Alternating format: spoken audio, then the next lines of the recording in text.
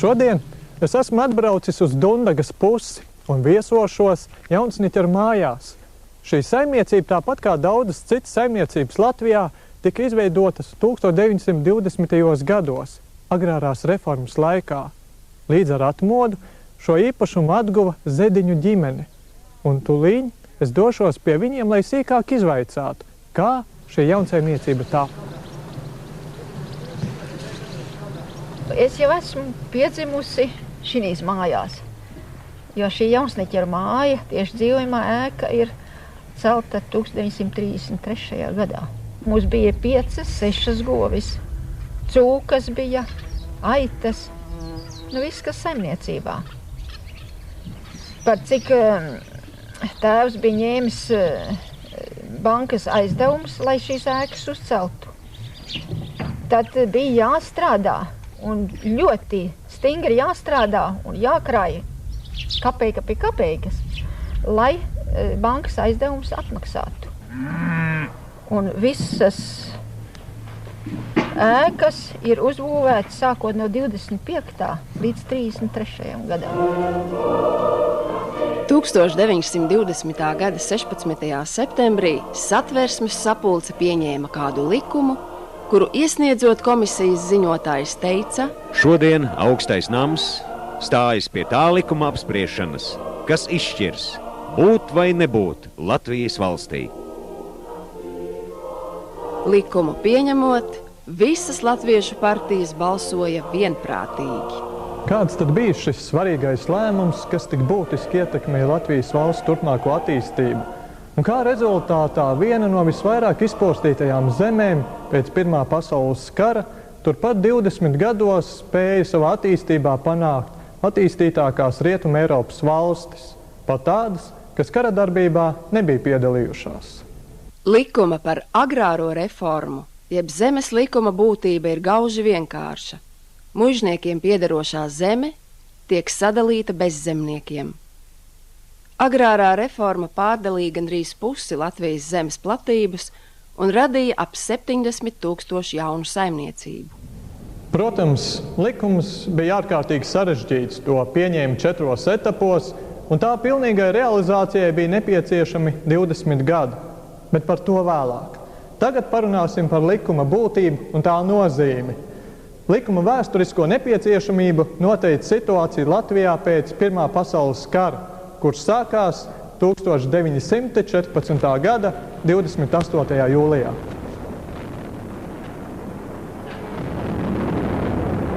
Karš Latvijas zemē ienāk 1915. gada pavasarī, un cīņas turpinās līdz pat 1920. gada janvārim. Dzejnieks Kārlis Skalbe raksta: Pa zaļo Kurzemes lauku skrien melnas jātnieku ēnas, skrien ēnas, skrien dūmi, dun pakavi, Dievs sargi dzimteni.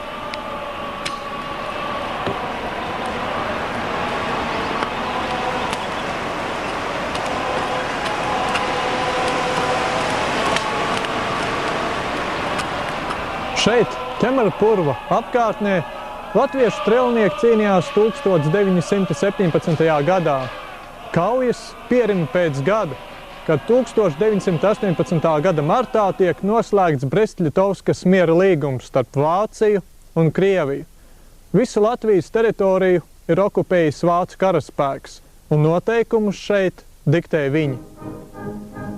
Pusgada laikā Latvijā tiek pasludinātas 3 valdības. Vieni Krievu armijas, otri vācu zābakos, 3 pa vidu, dažkārt pat basām kājām. Baltais terors, sarkanais terors. Neviens vēl nezina, kam pieder vienīgā un īstā patiesība.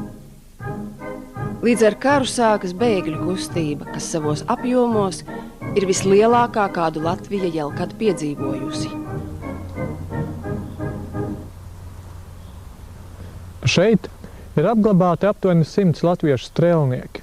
Tā ir ļoti neliela daļa no tā skaita, kas krita kopumā Pirmā pasaules kara laikā. Bēgļu gaitās izklīda un kara laikā gāja bojā turpat vai 700 000 latviešu.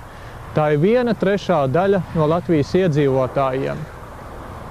Tādus zaudējumus kara laikā nebija cietusi neviena cita valsts.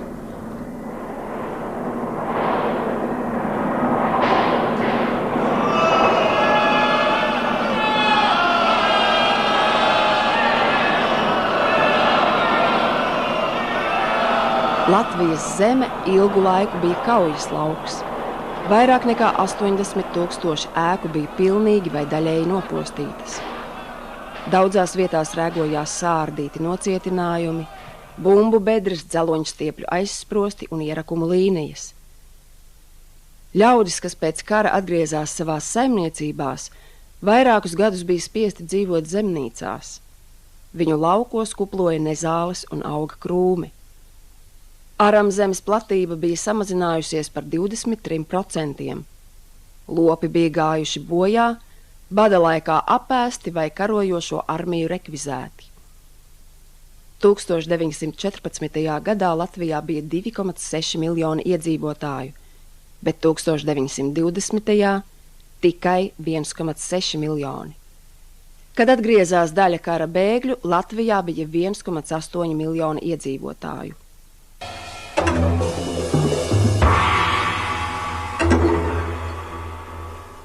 1920. gada aprīlī Latvijā notika pirmās brīvās vispārējās vēlēšanas. Tajās varēja piedalīties visi Latvijas pilsoņi, kas sasnieguši 21 gada vecumu. Tautai bija jāievēl 150 pārstāvji, kuri izstrādās jaunās valsts pamatlikumu Satversmi. Tāpēc vēlēto tautas pārstāvju sanāksmi nosauca par Satversmes sapulci. Par priekšsēdētāju tika ievēlēts līdzšinējais tautas padomes priekšsēdētājs Jānis Čakste. Satversmes sapulce lēma, ka vissteidzamākais un vissvarīgākais ir zemes iekārtas, jeb agrārais jautājums. 20. gadsimta sākumā Latvijā bija divas lielas zemes īpašnieku grupas. Es paņēmu līdzi digitālo Latvijas karti, lai pavērotu, kā tad bija tā situācija. Palūkosimies, piemēram, Bauskas apriņķī. Kaunsminde, Borsminde, Jumprau muiža, Mežotne, tepat arī Rundāle. Kopumā Latvijā bija vairāk kā 1300 muižnieku dzimtas. Vērīgi lūkojoties šajā kartē, var pamanīt arī citus vietvārdus, piemēram, Dangas, Zēniņi, Auseklīši, Ziemeļi. Protams, tās nav muižas, tās ir vecsaimniecības. Vecsaimniecības ir zemes īpašumi, ko latviešu zemnieki izpirka no muižniekiem 19. gadsimtā pēc dzimbūšanas atcelšanas. Zemnieku kļūšana par saimniekiem iesāka latviešu kā kultūrtautas apzināšanos. Līdz 1914. gadam latviešu zemnieki bija izpirkuši no muižniekiem apmēram 40% Latvijas zemes platības. Par šo zemi, kas viņiem reiz bija atņemta, latviešu zemnieki samaksāja muižniekiem milzīgas naudas summas. Vidzemē 82 zelta rubļus par hektāru, Kurzemē vēl vairāk, līdz pat 92 zelta rubļiem par hektāru. Bija izveidotas 150 000 vecsaimniecības, tas ir apmēram 40% no visu saimniecību kopskaita. Ap 10% zemes Latvijā piederēja valstī, un bija liels skaits bezzemnieku, kas radīja sociālo spriedzi. Viens no galvenajiem agrārās reformas mērķiem bija iedot zemi bezzemniekiem.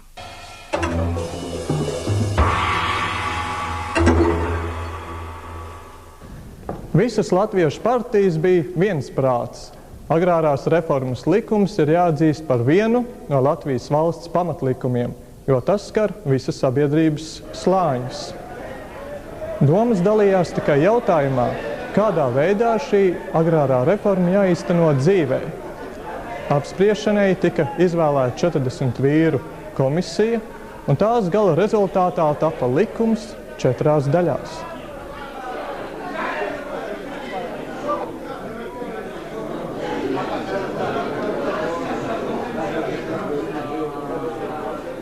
Pieņemot zemes reformas likumu, vienīgais strīds Latviešu partiju vidū izraisījās par atlīdzības noteikšanu muižniekiem.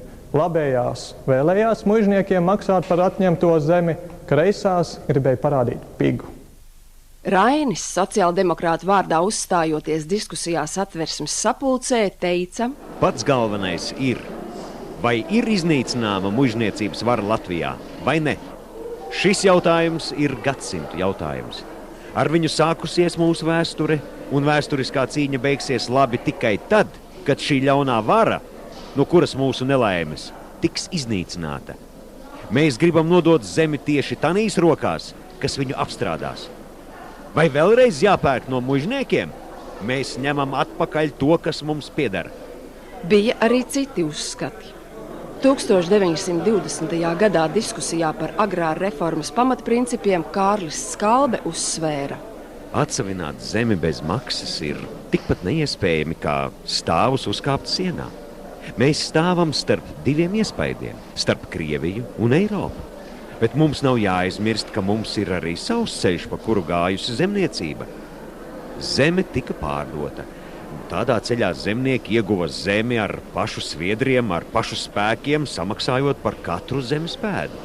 Uz šī pamata nodibinājās stipra zemniecība, kas mums devusi mūsu nacionālo kultūru, kas devusi komisārus Krievijai un mūsu nacionālos varoņus un kultūras nesējus. Ir zeme jāatsavina par maksu. Zemnieku savienība un Kārlis Ulmanis ierosināja atstāt muižu centrus 100 hektāru lielumā muižniekiem. Savukārt sociāldemokrāti cīnījās pret zemes atstāšanu bijušajiem latviešu tautas apspiedējiem un izteicās arī pret atlīdzības maksu. 1920. gada augustā visās Latvijas malās notika sociāldemokrātu rīkotas tautas sapulces, kurās bezzemnieki pieņēma protesta rezolūcijas un iesūtīja tās Satversmes sapulcei. Pēc šīs lielās masu akcijas Satversmes sapulcei partijai izdevās panākt kompromisa lēmumu. Muižniekiem atstāt 50 hektārus zemes, nesaistot tos ar muižas centru. Agrārajā jautājumā savijās neskaitām pretrunu kamols. Tas bija ekonomisks jautājums, skaidra lieta. Puse no muižām bija pagrimušas. Daudzi muižnieki bija aizbēguši pa Pirmo pasaules karu. Otrā fonā bija 60% no lauciniekiem bez zemes, viņi gribēja šo zemi. Bet Latvijā šis jautājums vēl vairāk bija nacionāls, jo, ja Krievijā muižnieks bija krievs un zemnieks bija krievs, tad šeit muižnieks bija vācietis vai retos gadījumos polis un zemnieks bija latvietis. Tas bija politisks jautājums, un 19. gadā bija divi notikumi, kuri faktiski ietekmē agrārās reformas gaitu, un tie bija abi politiski noteikumi. Divreiz vācu muižnieki bija pacēluši roku pret Latvijas valsti. 16. aprīļa barona pučā un vēl briesmīgāk Bermontiādē. Kā Bermontiādas laikā rakstīja mūsu Marseliēze, tāds uzsaukums, kas bija Rīgā uz ielām pie ieročiem. Mēs esam beigti un pagalam, ja viņu uzvar. Ne tikai kā valsts, mēs esam beigti pagalam kā nācija. Jo Bermonta laikā viņi gāja ar rasistiskiem lozungiem. Nosit latvieti, iznīcina latviešu nāciju.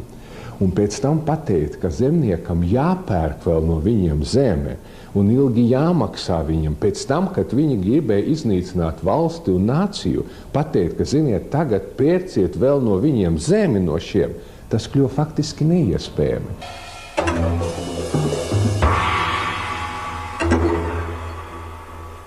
1920. gada 16. septembrī Satversmes sapulce pieņem agrārā likuma pirmo daļu par valsts zemes fonda izveidošanu. Likums pasludina muižu zemi par valsts īpašumu. Tiem muižniekiem, kas nav cīnījušies pret Latvijas valsti, īpašumā atstāja 50 līdz 100 hektārus. Par atsavināto zemi muižnieki nekādu atlīdzību nesaņem. 18. gadsimta beigās šo skaisto mežotnes muižu savā īpašumā iegūst Līvena dzimta. Šeit uz dzīvi apmetās augsti izglītoti kulturāli cilvēki, kas ar progresīvām metodēm izveido ārkārtīgi spēcīgu saimniecību. Viņi apsaimnieko vairāk kā 4000 hektārus lielu zemes īpašumu. Agrārās reformas laikā šis īpašums tiek sadalīts vairāk kā 200 jaunsaimniecībās. Paši līveni pārceļās pāri Lielupei, jo tur valsts viņiem ir iedalījusi aptuveni 100 hektārus lielu zemes īpašumu. Starptautiska uzmanība Latvijai tika pievērsta lielo zemes īpašnieku protestu sakarā. Muižnieki bija neapmierināti ar atlīdzības jautājumu risinājumu un sūdzējās par muižnieku interešu neievērošanu Tautas Savienībai. Tomēr vācu muižnieki cerēto nepanāca, jo tika paskaidrots, ka atlīdzības jautājuma risināšana ir Latvijas iekšējā lieta. Un tā, pēc 3 mēnešiem tiek pieņemta un izsludināta agrārā likuma 2. daļa par valsts zemes fonda izlietošanu. Muižām atņemto zemi valsts sadala jaunsaimniecībā.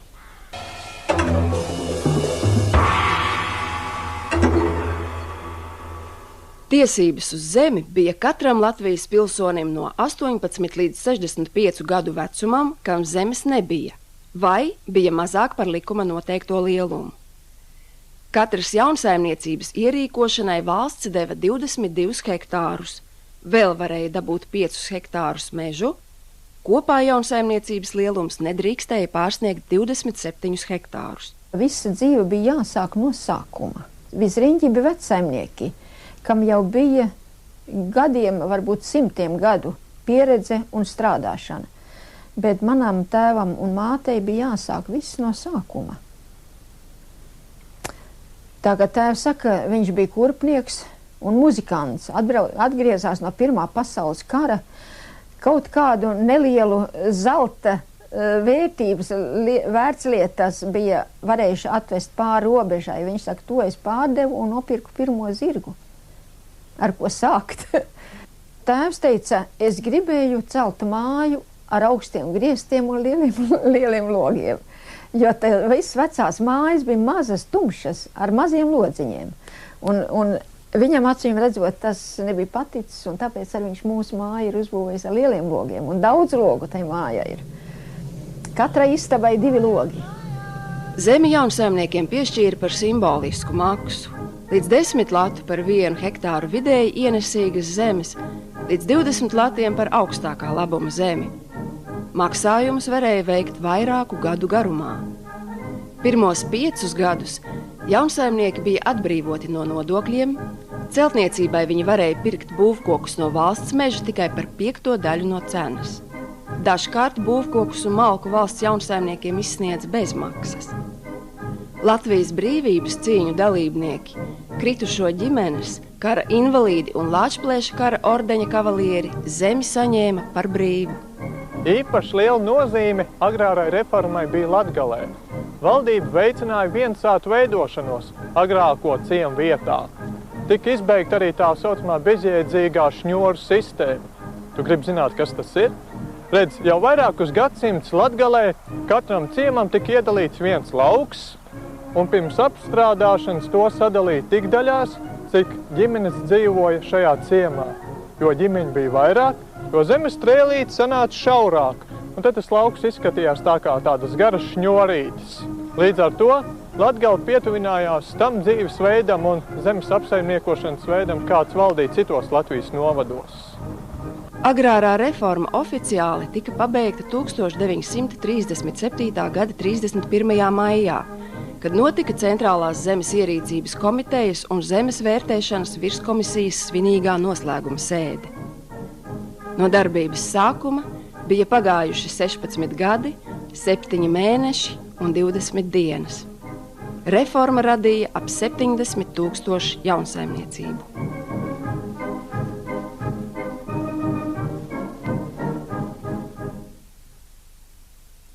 Pēc Pirmā pasaules kara Latvijā, Lietuvā, Igaunijā, Somijā, Polijā, Vācijā, Rumānijā, Grieķijā, Serbu, Horvātu un Slovēņu karalistē, Bulgārijā, Ungārijā un Čehoslovākijā notika agrārā reforma.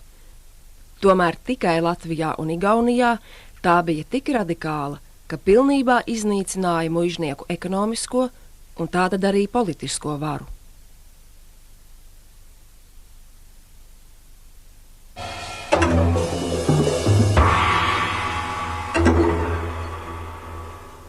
Jaunsaimniecībās parādās visas tās ērtības, ko pazīstam šodien. Ūdensvads un siltā ūdens boileris, vannas istabas. Bet, lai atvieglotu mājas soli saimniecēm, izmantoja šādas te veļas mazgājumās mašīnas. Līdz ar veļu šajā tvertnē ielika arī ebonīta bumbas, kādu ziepju gabalu, tad viņu kārtīgi aiztaisīja ciet. Tas nemaz nav tik viegli. Un tad sākās kulstīšana. Jaunsaimniecībās tiek būvētas divas virtuves. Lopu ēdienu vārīšanai domātā pārceļas uz kūts piebūvi. Tādējādi tiek taupīti saimnieces soļi un arī tīrība mājā lielāka. Arī kūtīs tiek ievilkti ūdensvadi. Kulšana rijā pieder pagātnē, to dara ar kuļmašīnām. Redzu daudz iedošu svežņemņu skētu, ilgas te dzimtenes apstāst. Šī ir graudu maltuve. Te graudus mala ar motoru palīdzību, bet strauju, kas darbināja motoru, ieguva no vefā ražotā vēja ģeneratora. Bet lūk šeit mēs redzam, cik uzcītīgs bija šīs mājas kaķis. Atzīmēts, cik peļu un žurku viņš ir noķēris maija mēnesī. Mājās parādās elektrība, radio, telefoni, tiek pasūtīti laikraksti un žurnāli. Protams, tas nebija iespējams visās saimniecībās. Daudzas jaunsaimniecības bija ieslīgušas parādos un dzīvoja trūcīgi. 1939. gadā Latvijā elektrība bija tikai 4% lauku saimniecību.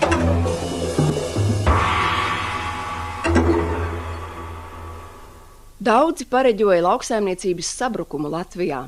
Jaunsaimniecības izputēšot, ražošana samazināšoties. Lai iepazītos ar zemes reformas norisi, Latviju apmeklēja daudzi ārzemju viesi. Nelabvēļu runām bija arī savs pamats. Atšķirībā no citām Eiropas valstīm, kā Beļģijas, Francijas, Latvijas valsts pēc Pirmā pasaules kara no karojošām pusēm kompensācijas nesaņēma. Viennieka 4 miljoni zelta rubļi no Krievijas, kas bija nieks salīdzinot ar tām vērtībām, kas tika aizvests uz Krieviju. Latvijai bija arī jāmaksā kompensācija tām valstīm, kas palīdzēja brīvības cīņu laikā. Pirmajos valsts neatkarības gados Latvijā trūka maizes, un to līdz pat 1920. gadam izsniedza pret kartītēm. Un tomēr jau 1932. gadā rudzu un kviešu imports no ārzemēm tika pilnībā pārtraukts. Vēl pēc 2 gadiem Latvija jau eksportē pašu zemnieku audzēto labību. 1935. gadā aramzemes platība bija palielinājusies par 1/3. Zemnieki iegādājās modernas pļaujmašīnas un sējmašīnas. No sāģām un šņorēm atbrīvotā Latgale kļūst par linu zemi, un valsts zelta rezerves ārzemju bankās palielinājās pateicoties lielajam linu, kokmateriālu, pārtikas produktu eksportam.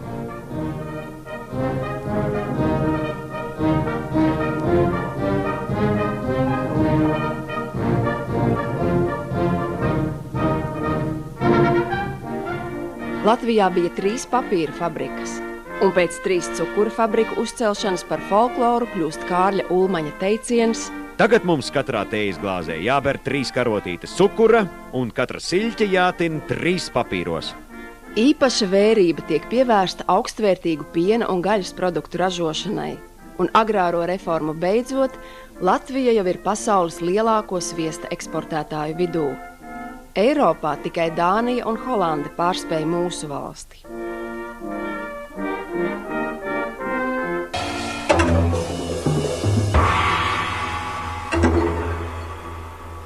Kā vērtēt agrāro reformu?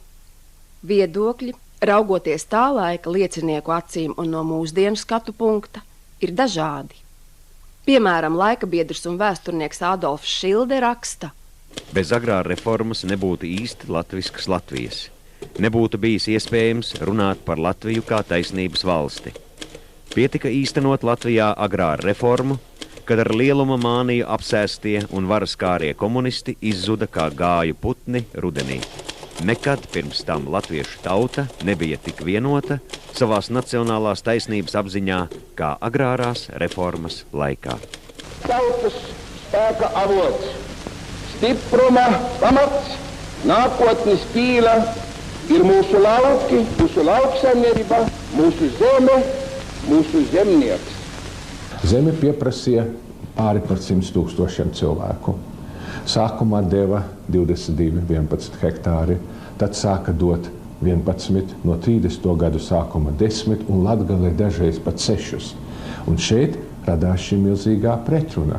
Politiski, kā varēja nedot zemi zemniekam, kurš burtiski basām kājām gāja uz Rīgu cīņā pret Bermontu, bet no ekonomiskā viedokļa šie mazie zemes gabaliņi, viņi nebija vienmēr racionāli. Cilvēki iekrita milzīgos parādos, 40 000 saimniecību izputēja, un otrs puses viņi ļoti daudz patērēja darba rokas. Katram bija mazs gabaliņš zemes, katrs bija saimnieks, bet kurš būs kalps? 25. gada Ulmanis teica, ievedīsim kalpus no Lietuvas, sāka ievest no Lietuvas.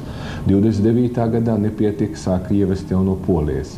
39. gadā, pēdējā gadā, kad mēs bijām brīvi pirms kara, bija pāri par 40 000 darba spēka ievestā. Jo katrs rušinājās savā nelielā zemītē, kas strādās tiem, kuriem vajadzīgs algots darba spēks. Jaunieši, labi, ka jūs atnācat pie mums laukos. Tagad vasaras atpūtas varēs pavadīt ar zemes darbu. Kas jums palīdzēs iegūt vingrumu un spirtumu rokām un galvai? Protams, ka agrāro reformu nevar vērtēt viennozīmīgi. Viņai ir neapšaubām labās puses, bet ir daudz arī, varbūt var teikt tieši arī sliktās puses, kuras atsaucās šodienas lauksaimniecībā kā sekas no pirmās agrārās reformas. Katram Latvijas zemniekam, katram lauksaimniekam bija šī vēlme pēc zemes, bet ekonomiski vērtējot, lielā daudzuma sīksaimniecību izveidošanās nevarēja veicināt ekonomisko attīstību, jo, protams, ka mazās saimniecības ne pirms Otrā pasaules kara, ne arī šobrīd mūsu laikos nevar konkurēt tirgu, īpaši tādās nozarēs kā graudkopība, arī piensaimniecība. Šeit ir vajadzīgi lielāki šie apjomi. Agrārā reforma nostiprināja un veicināja lauksaimnieciskās dzīves veida dominēšanu Latvijā.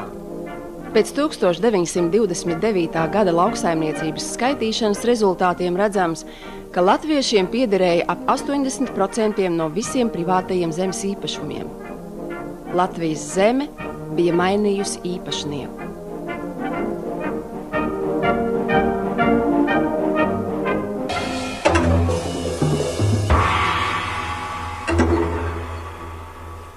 Rūpniecība Latvijā attīstījās cariskās Krievijas laikā. Ērtās ostas, izglītotais un prasmīgais darba spēks noteica lielu rūpnīcu būvēšanu Latvijā. Izejvielas ieveda un saražotās preces izveda uz Krieviju.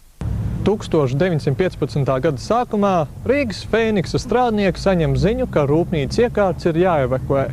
30 000 vagonos tiek salādētas iekārtas darba galdi no visas Latvijas un vestas uz Krieviju, no kurienes atpakaļ tā viņas arī nekad netiek atvestas. Latvija nesaņēma kompensācijas, un ilgi Latvijā un Rīgā it sevišķi slējās šādi pustukši fabriku un rūpnīcu angāri. Arī strādnieku skaits Rīgā bija samazinājies 5 reizes.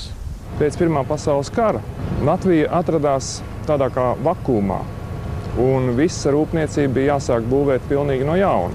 Ir stāsts par Rīgas auduma dibinātāju, kurš sāka pagrabā ar 1 cilvēku, un 30. gadu beigās viņam jau bija fabrika ar 1600 cilvēkiem.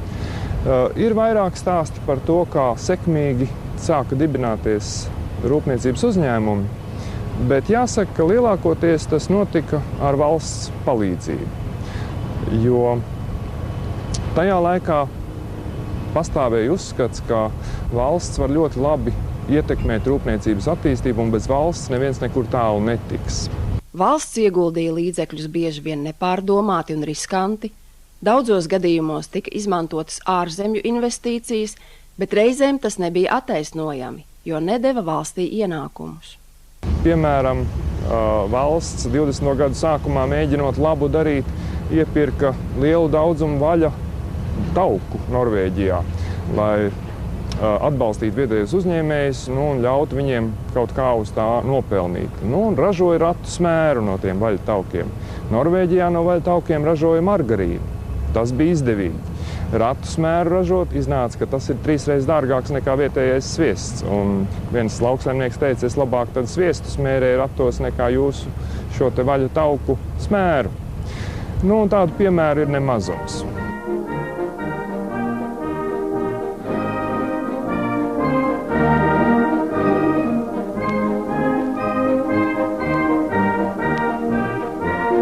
Latvijā ekonomiskā krīze sākās nedaudz vēlāk kā pārējā Eiropā, bet 1930. gadā jau mēs varam runāt par šādu ekonomisko krīzi. Ekonomiskās krīzes pamatā bija tas, ka zuda iespējas veiksmīgi realizēt eksporta operācijas, jo nebija vairs noiet starptautiskā tirgu Latvijas precēm. Reizē ar to uzņēmumiem bija jāsašaurina darbs, samazinājās valūtas rezerves un arī valsts atradās tādā situācijā, ka iedzīvotāju pirktspēja kritās un bija jāmeklē izeja no šīs situācijas. Pasaules ekonomiskās krīzes laikā tiek domāts par savu iekšējo rezervju izmantošanu. Piemēram, pārtikas rūpniecība pat uzplaukst. Un krīzei beidzoties Latvijā ražo gandrīz visas vajadzīgās pārtikas preces. Tiek pārtraukts labības imports un stimulēta vietējā rūpniecība. Vairums izejvielu dod pašu zeme, un vairums ražojumu tiek patērēti Latvijā. 1939. gadā Latvijas rūpniecība attīstās galvenokārt mazos un vidējos uzņēmumos.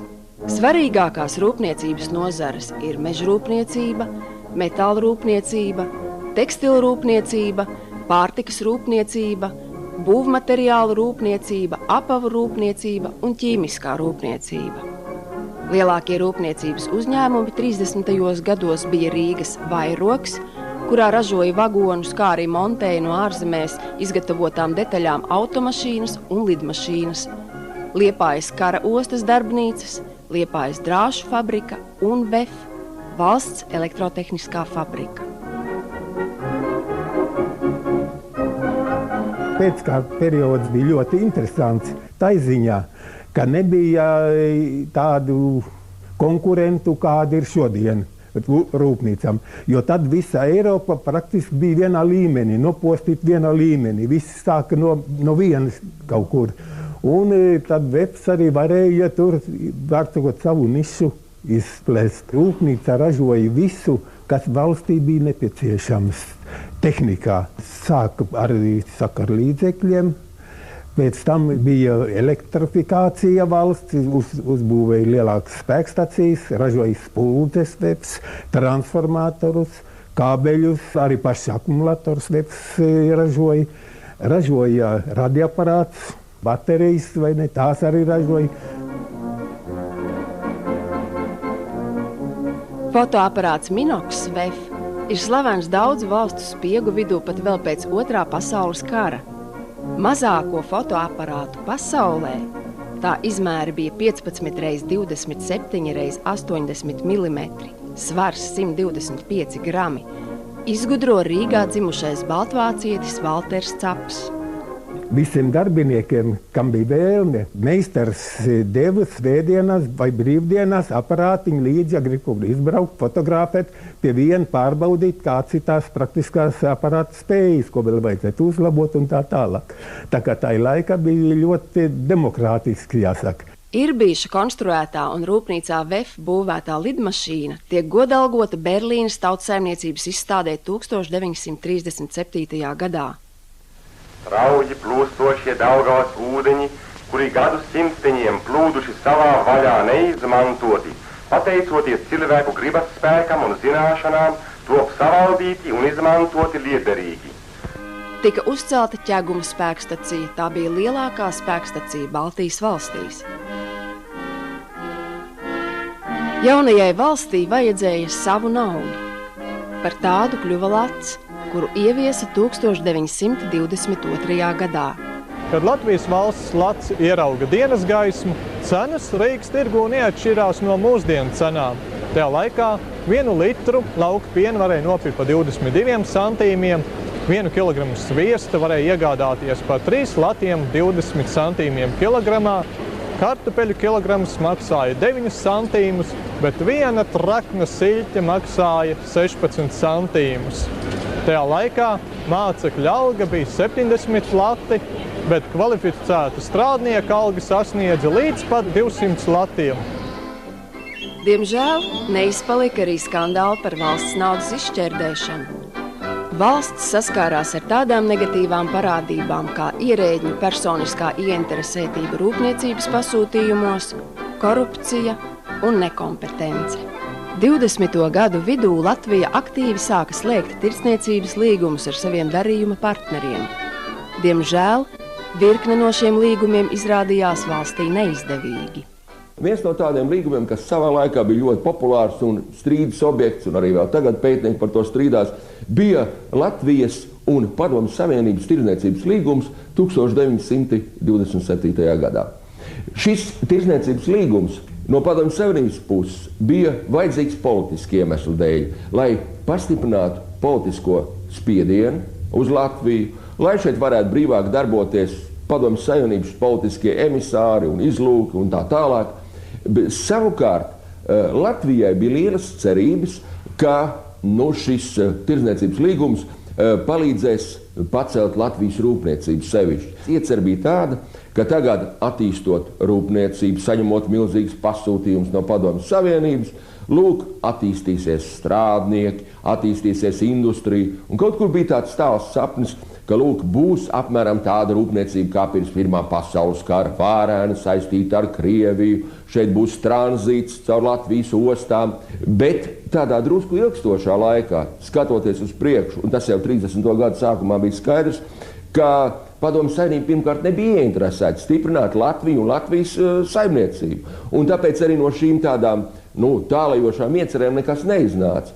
Un šis līgums, principā, ar visām tām, iecerēm, viņš principā bija neveiksmīgs.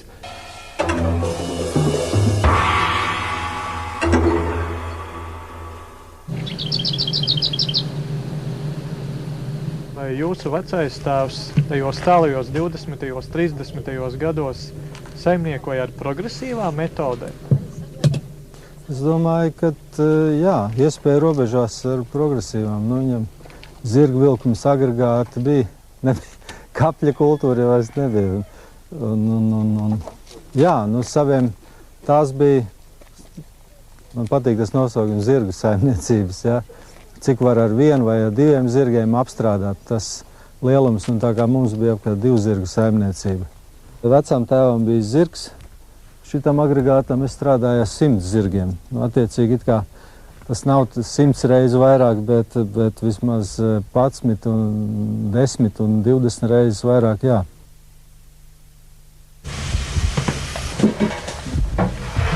Drīz mums būs izcepušies. Vai jūsu tēvs paspēja izveidot šo jaunsaimniecību tādu, kādu viņš gribēja viņu redzēt? Viņam plāni bija lieli. Bērni ir daudz, 6 bērni mēs bijām, kad viņš cels vēl vienu māju. Šeit, kur ir ābeļdārs.